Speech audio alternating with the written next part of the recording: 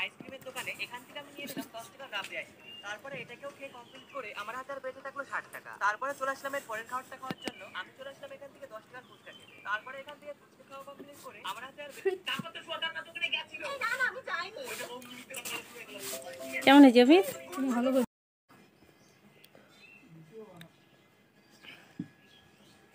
বন্ধ করে দিই।